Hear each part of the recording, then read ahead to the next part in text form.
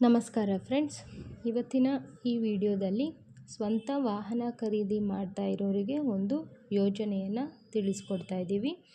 ಯಾರೆಲ್ಲ ಸ್ವಂತ ವಾಹನವನ್ನು ಖರೀದಿ ಮಾಡಬೇಕು ಅಂದ್ಕೊಂಡಿದ್ದೀರಾ, ಅಂದರೆ ಆಟೋ, ಟ್ಯಾಕ್ಸಿ ಅಥವಾ ಕಾರ್, ಈ ರೀತಿ ಸ್ವಂತ ವಾಹನವನ್ನು ಖರೀದಿ ಮಾಡಿ ಸ್ವಂತ ಉದ್ಯೋಗಕ್ಕೆ ಅದನ್ನು ಬಳಸ್ಕೊಂಡು ಮಾಡುವಂಥವರಿಗೆ ಸರ್ಕಾರದ ಕಡೆಯಿಂದ ಒಂದು ಹೊಸ ಯೋಜನೆ ಬಂದಿದೆ. ಆ ಯೋಜನೆಯ ಬಗ್ಗೆ ಸಂಪೂರ್ಣ ಮಾಹಿತಿಯನ್ನು ಈ ವಿಡಿಯೋದಲ್ಲಿ ನೀಡಲಾಗ್ತಿದೆ. ಪೂರ್ತಿ ವಿಡಿಯೋವನ್ನು ನೋಡಿ. ರಾಜ್ಯ ಸರ್ಕಾರ ಗೊತ್ತಿರೋ ಈಗಾಗಲೇ ವಿವಿಧ ಯೋಜನೆಗಳನ್ನು ಜನರಿಗೆ ಪರಿಚಯಿಸಿದೆ. ಆರ್ಥಿಕವಾಗಿ ಹಿಂದುಳಿದವರಿಗೆ ಹೆಚ್ಚಿನ ಸಹಾಯ ಮಾಡಲು ಸರ್ಕಾರ ವಿವಿಧ ಯೋಜನೆಗಳನ್ನು ಅನುಷ್ಠಾನಗೊಳಿಸ್ತಾ ಇದೆ. ಅದರಲ್ಲೂ ಸ್ವಂತ ಉದ್ಯೋಗ ಯಾರು ಮಾಡ್ತಾರೆ ಅವರಿಗೆ ನೆರವಾಗಲು ರಾಜ್ಯ ಸರ್ಕಾರ ವಿವಿಧ ಯೋಜನೆಯನ್ನು ರೂಪಿಸಿದೆ.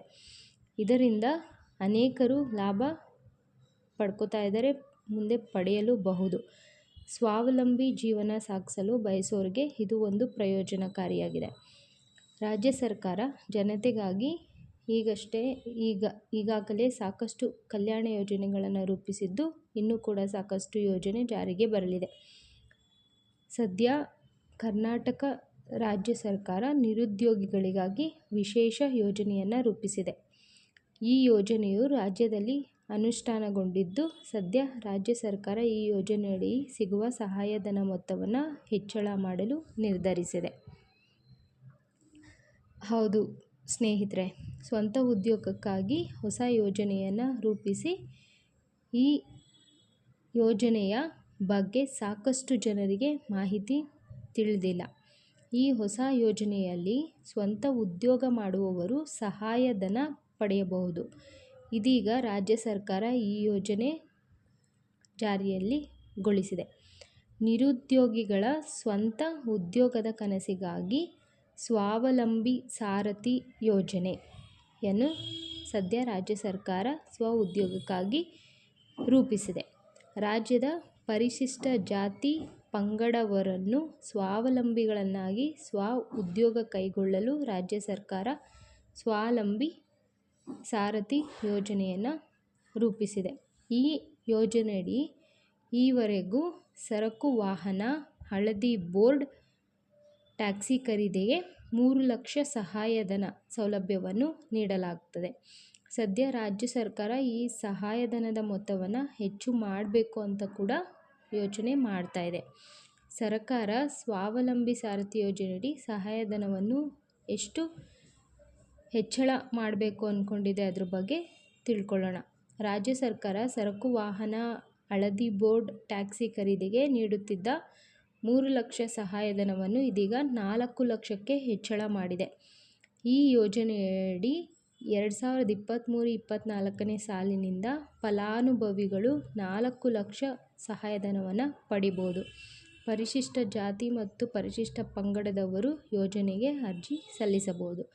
ಇನ್ನು ಗ್ರಾಮ ಪ್ರದೇಶದಲ್ಲಿ 1.5 ಲಕ್ಷ ರು, ನಗರ ಪ್ರದೇಶಗಳಲ್ಲಿ 2 ಲಕ್ಷ ಆದಾಯ ಮಿತಿಯನ್ನು ಮೀರಿರಬಾರದು. ಅರ್ಜಿ ಸಲ್ಲಿಕೆಗೆ ಬೇಕಾಗುವಂತಹ ದಾಖಲಾತಿಗಳು: ಪರಿಶಿಷ್ಟ ಜಾತಿ ಅಥವಾ ಪರಿಶಿಷ್ಟ ಪಂಗಡದವರು ಯೋಜನೆಗೆ ಅರ್ಜಿ ಸಲ್ಲಿಸಬಹುದು. ಇನ್ನು ಗ್ರಾಮೀಣ ಪ್ರದೇಶದಲ್ಲಿರುವವರು 1.5 ಲಕ್ಷ, ನಗರ ಪ್ರದೇಶದಲ್ಲಿರುವವರು 2 ಲಕ್ಷ ಆದಾಯದ ಮಿತಿಯನ್ನು ಮೀರಿರಬಾರದು. ಅರ್ಜಿದಾರರ ವಯಸ್ಸು ಕನಿಷ್ಠ 21ರಿಂದ 56 ವರ್ಷದೊಳಗಿರಬೇಕು. ಆದಾಯ ಹಾಗೂ ಜಾತಿ ಪ್ರಮಾಣ ಪತ್ರ, ಕುಟುಂಬದವರ ಪಡಿತರ ಚೀಟಿ, ಬ್ಯಾಂಕ್ ಪಾಸ್ಬುಕ್, ಆಧಾರ್ ಕಾರ್ಡ್. ಈ ಒಂದು ಯೋಜನೆಗೆ ನೀವು ಗ್ರಾಮ 1, ಬೆಂಗಳೂರು 1, ಅಟಲ್ ಜನಸ್ನೇಹಿ ಸೇವಾ ಕೇಂದ್ರ ಅಥವಾ ಸೇವಾ ಸಿಂಧು ಪೋರ್ಟಲ್ನ ಮೂಲಕ ಕೂಡ ಭೇಟಿ ನೀಡಿ ನವೆಂಬರ್ 29ರ ಒಳಗೆ ಯೋಜನೆಗೆ ಅರ್ಜಿಯನ್ನು ಸಲ್ಲಿಸಬಹುದಾಗಿದೆ. ಇದರಿಂದ ಆಗುವಂತಹ ಪ್ರಯೋಜನಗಳು ಯಾವುದಂದರೆ, ಯಾವುದೇ ಒಂದು ವಾಹನವನ್ನು ನೀವು ಖರೀದಿಸಲು ಬಳಸಿಕೊಳ್ಳಬಹುದು. ಈ ಹಣವನ್ನು ಪ್ರಾಮಾಣಿಕ ಆಟೋ ರಿಕ್ಷಾ, ಟ್ಯಾಕ್ಸಿ, ಸರಕು ವಾಹನ ಈ ರೀತಿ ಎಲ್ಲದಕ್ಕೂ ನೀವು ಬಳಸ್ಕೊಳ್ಬೋದು. 75% ಸಬ್ಸಿಡಿ ಅಥವಾ ರೂ. 4 ಲಕ್ಷ ವಾಹನ ವೆಚ್ಚವನ್ನು SC, ST ಮತ್ತು ಫಲಾನುಭವಿಗಳಿಗೆ ಒದಗಿಸಲಾಗ್ತಿದೆ. 50% ಸಬ್ಸಿಡಿ ಅಥವಾ 3 ಲಕ್ಷ ವಾಹನ ವೆಚ್ಚವನ್ನು OBC ಮತ್ತು ಅಲ್ಪಸಂಖ್ಯಾತ ಫಲಾನುಭವಿಗಳಿಗೆ ಒದಗಿಸಲಾಗ್ತಿದೆ. ಸಹಾಯಧನ ರು. 75,000 ಪ್ಯಾಸೆಂಜರ್ ಆಟೋ ರಿಕ್ಷಾವನ್ನು ಖರೀದಿ ಮಾಡಲು ನೀಡಲಾಗ್ತದೆ. ಖರೀದಿಸಿದ ವಾಹನದ ಉಳಿದ ಮೌಲ್ಯ ಅಥವಾ ವೆಚ್ಚಕ್ಕೆ ಸಾಲದ ಸೌಲಭ್ಯವು ಲಭ್ಯವಿದೆ. ಅರ್ಜಿದಾರರು ಕರ್ನಾಟಕ ರಾಜ್ಯದ ಕಾಯಂ ನಿವಾಸಿ ಆಗಿರಬೇಕು. ಅರ್ಜಿದಾರರ ವಯಸ್ಸು 18ರಿಂದ 55 ಒಳಗಿರಬೇಕು. ಅರ್ಜಿದಾರರ ಕುಟುಂಬದ ವಾರ್ಷಿಕ ಆದಾಯ 4.5 ಲಕ್ಷಕ್ಕಿಂತ ಜಾಸ್ತಿ ಇರಬಾರ್ದು. ಅರ್ಜಿದಾರರ ಡ್ರೈವಿಂಗ್ ಲೈಸೆನ್ಸ್ ಇರಬೇಕು. ಕಳೆದ 5 ವರ್ಷಗಳಲ್ಲಿ ಅರ್ಜಿದಾರರು ಕರ್ನಾಟಕ KMDCL ಯೋಜನೆಗಳ ಫಲಾನುಭವಿ ಆಗಿರಬಾರದು.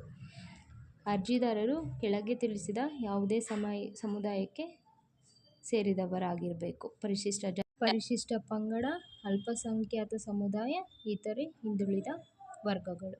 ಅಗತ್ಯವಿರುವಂತಹ ದಾಖಲಾತಿಗಳು: ಕರ್ನಾಟಕದ ನಿವಾಸ ಪುರಾವೆ, ಪಾಸ್ಪೋರ್ಟ್ ಗಾತ್ರದ ಫೋಟೋ, ಬ್ಯಾಂಕ್ ಖಾತೆ ವಿವರ, ಆದಾಯ ಪ್ರಮಾಣ ಪತ್ರ, ಚಲನ ಪರವಾನಿಗೆ, ಆಧಾರ್ ಕಾರ್ಡ್, ಅಲ್ಪಸಂಖ್ಯಾತರ ಪ್ರಮಾಣ ಪತ್ರ, ವಾಹನದ ಉಲ್ಲೇಖ, ಸ್ವಯಂ ಘೋಷಣೆ ನಮೂನೆ, ಮೊಬೈಲ್ ನಂಬರ್.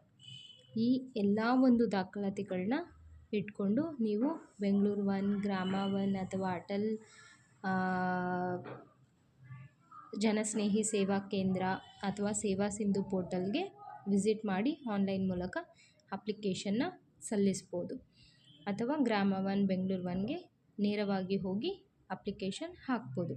ಈ ಒಂದು ಮಾಹಿತಿ ನಿಮಗೆ ಇಷ್ಟವಾಗಿದ್ದಲ್ಲಿ ನಮ್ಮ ಚಾನಲನ್ನು ಸಬ್ಸ್ಕ್ರೈಬ್ ಮಾಡಿ ಮತ್ತು ಬೆಲ್ ಐಕಾನನ್ನು ಕ್ಲಿಕ್ ಮಾಡಿ ಇನ್ನೂ ಪ್ರೋತ್ಸಾಹಿಸಿ. ಧನ್ಯವಾದಗಳು.